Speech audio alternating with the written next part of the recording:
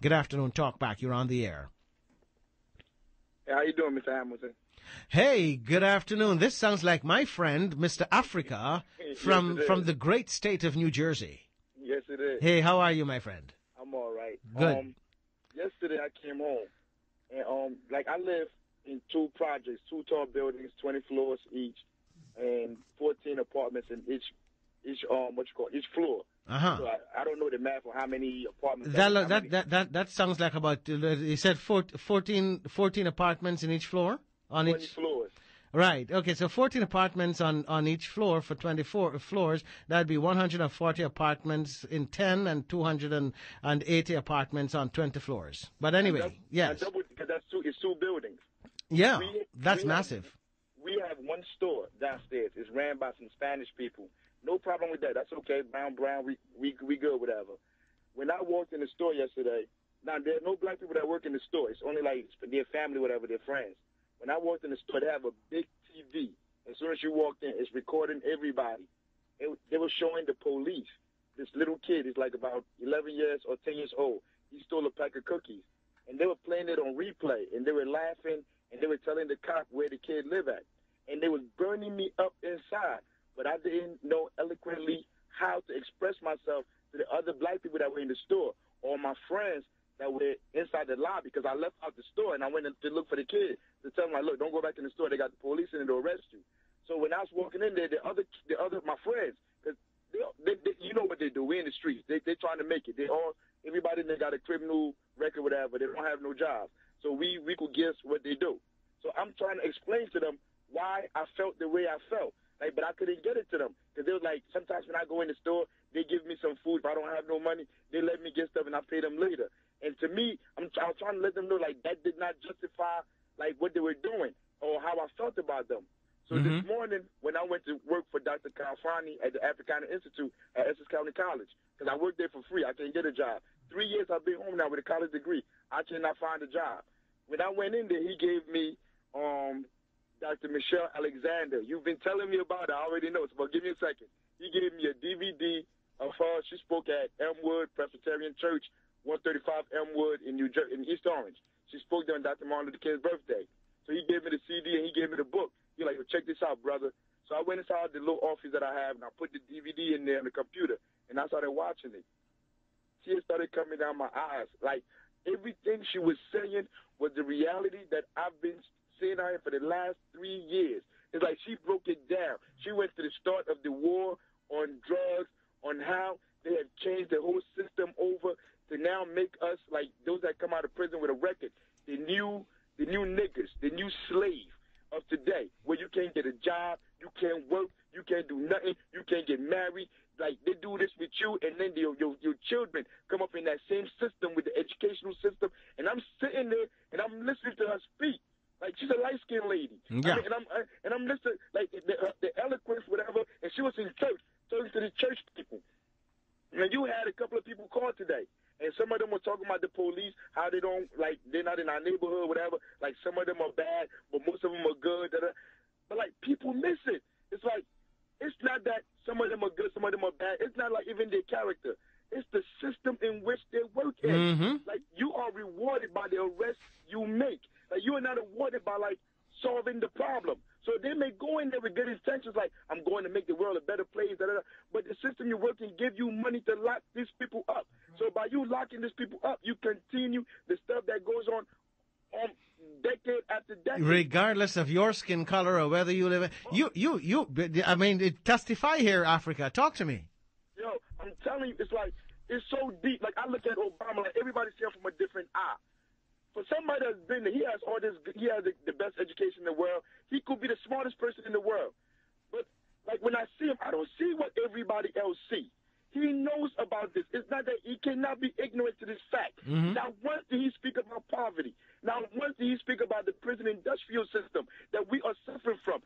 Dr. Alexander said 80% of the black people in some communities are under the prison system, under parole, probation, or are in prison. And those that are in prison, they don't even count their they don't count them as unemployment.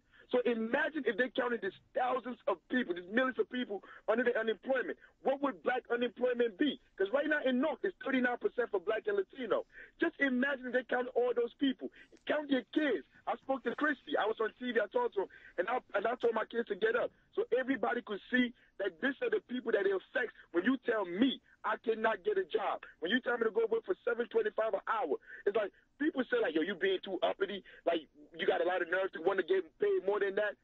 How can I survive making $7.25 an hour, $8 an hour, $9 an hour? That's even if I get the job. Mm-hmm. Like, but you telling me like I should take that and I should be content. If I take that $7.25 an hour job, I mean, I got to get another job. If I get another job, who is going to pay? Who is going to take these kids for free? Who's going to use their own money to take them out there? Because the kid that they were showing on TV, I've tried my best to get him on the basketball team. It's free. I tried to get him to listen, but it's like it's at home. He does not have that training at home, and like he want to just play around, do what he want to do. Mm-hmm. And on the team with me, you cannot do that.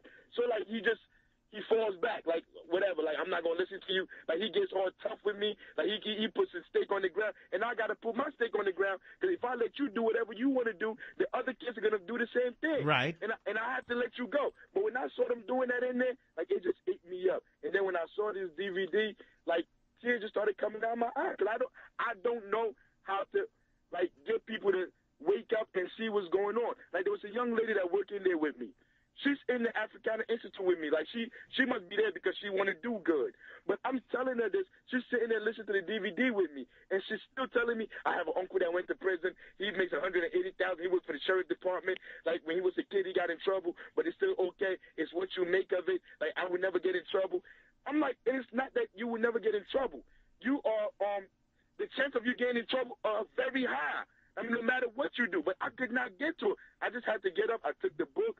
I took the DVD. Now, like, I'm getting too emotional. I'm leaving. I'm going to go home and go watch this with my family or whatever. I'm about to burn this DVD, and however I could get all the kids to read this book, I'm going to do it. I mean, but it's like this is too deep. Like, we need to stop cuddling these leaders. We talk about reading, studying. I've read all the books. I've read Carter G. Woodson, Miseducation of a Negro. He said in that book, hold these politicians to hold them to task. Do not let them get away with the stuff they're doing. How are we not holding this man to task? You cannot know all these things, and then you sit back and say, this is my president. Not once. Like, when I die, Hugh, I'm gone. Mm-hmm. I don't know anybody that ever came back and said, like, yo, it's heaven, there's a white Jesus, there's any of that. I never met that guy. So I know this is the only life I have. Mm-hmm. If I'm 33 now, and you're telling me I can't get a job now, I can't get a job for the foreseeable future, I cannot provide for my family, what kind of life am I living? And when I die, like, how you have a lot of gall to tell me that I should respect you. When you sit there and you watch me dying out here on the streets, you see your own people dying out here on the streets, and you say nothing. You bring a woman up there like got shot in the head, whatever, different, and I should be happy because she up there. You bring soldiers back from Iraq, Iran, when you go over there and steal and pillage people's land, and you telling me that I should be praising people, they're assassins. They're out there to kill people. The lives of Palestinians, Iraqis, Iranians, what, they don't matter? Only the lives of American white people matter? You have a lot of gall. If I don't know the words I will say to that man, but my son asked me, can I be president? I said, the man you have to become in this country to be president, I would be ashamed of. You can do anything you want to do. My son, we sat down and listened to Bob Marley. I broke down Redemption Song with my son, and I told him every single bar what Bob Marley was saying. If you want to be somebody, this is who you be like. The basketball people on the team, if you want to be somebody, inspire people. Talk about things like this. Do not sit up there and talk to the country, just the country, talk about spilled milk. Talk about you're going to start all this energy, you're going to open up the ground to steal oil so you can pollute the world some more. Like, I am disgusted. I mean, I don't know, you're entitled to your own opinion, but I am disgusted by these politicians. I am disgusted by Cory Booker. I follow him on Twitter. Every time he tweets, I tweet. He keep blocking me. I keep coming back with different names. Knight Turner, Marcus Garvey. He keep deleting me, Du Bois. He keep deleting all this black people that will say the same thing I'm saying.